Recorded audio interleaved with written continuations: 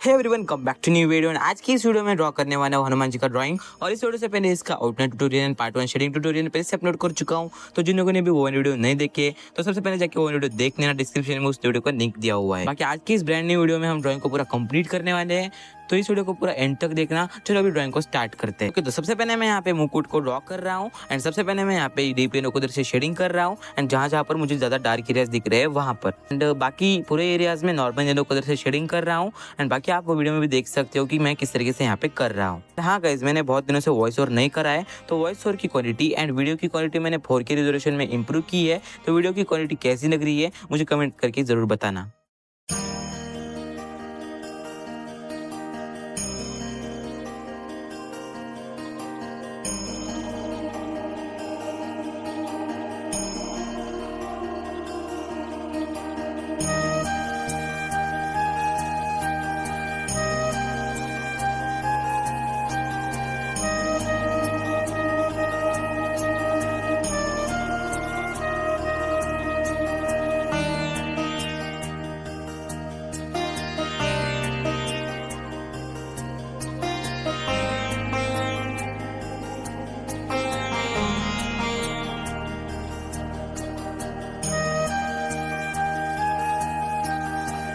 Okay, अभी मैं ज़्यादा डार्क एरियाज में ब्राउन कलर से शेडिंग कर रहा हूँ एंड अभी से हमें डिटेलिंग की ओर बढ़ने की कोई ज़रूरत है नहीं।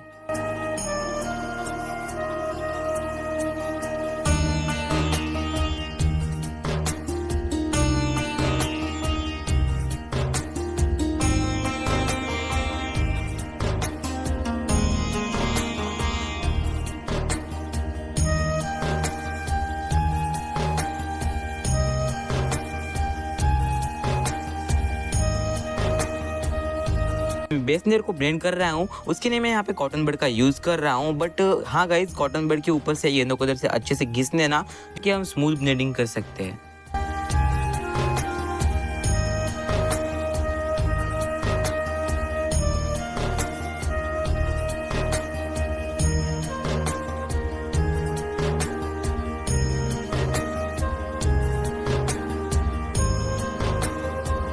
ब्लेंडिंग हो जाने के बाद में डार्क ब्राउन कलर से शेडिंग कर रहा हूँ, मतलब कि डिटेलिंग का फर्स्ट स्टेप है यहाँ पे। और ऑयल पेस्टल को अच्छे से शार्प करके रखना जिससे कि छोटे से छोटे डिटेल भी हम अच्छे से ड्रॉ कर पाएंगे।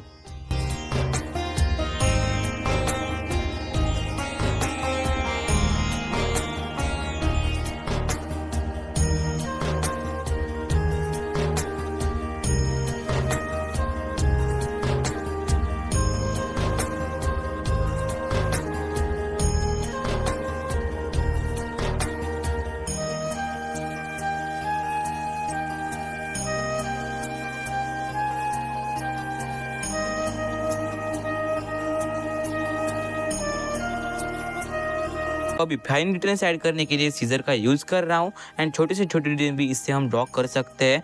इस एग्जैक्टली इसे हम स्क्रैचिंग टेक्निक कहते हैं। तो आपको स्क्रीन पे दिख जाएगा कि मैं कौन से कलर का यूज कर रहा हूँ एंड कहाँ पे उसे कर रहा हूँ। तो वीडियो को एंड तक जरूर से देखना, आपको सब कुछ अच्छे से समझ में आ जाएगा कि हमें किस तरीके से ड्रॉ करना होता है।